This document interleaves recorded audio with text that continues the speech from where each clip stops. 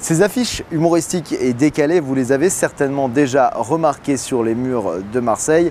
Elles mettent en scène l'esthétique des années 50-60 avec Marseille pour toile de fond. C'est l'œuvre de Batch et nous l'avons rencontré.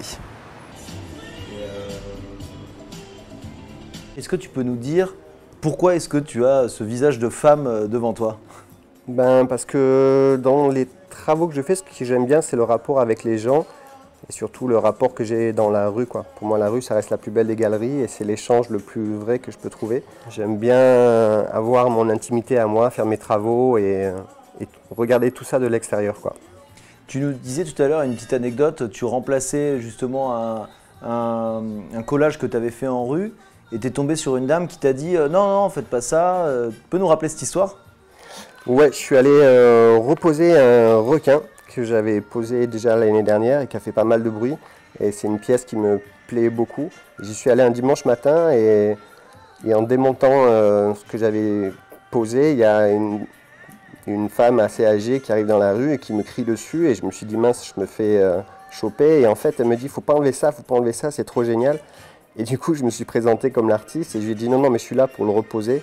Elle m'a fait un grand sourire, elle m'a offert un pain au chocolat. Et voilà, c'est ce genre de rapport et de rencontres que j'ai fait parfois dans la rue qui sont géniales et c'est ça que je veux garder encore.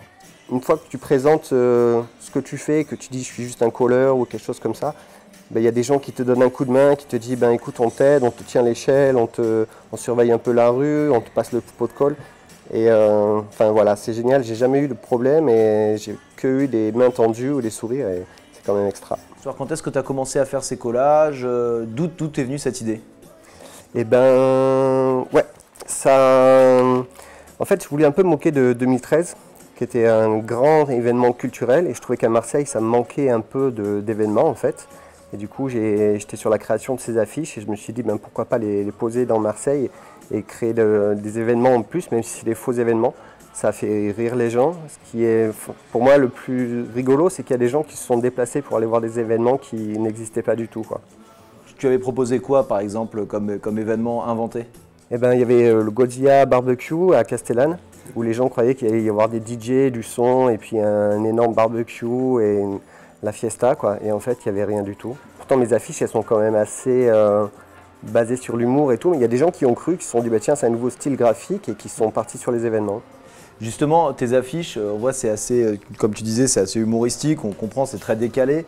Tu t'inspires beaucoup du graphisme et tout ça des années 50, 60. Pourquoi cette période? Je sais pas, j'adore le cachet de ces années-là. Je trouve qu'il y a énormément d'idées, il y a énormément de charme, il y a beaucoup de travail. À l'époque, il y a pas mal d'affiches qui étaient peintes ou j'aime aussi tout ce qui est vintage et tout ça.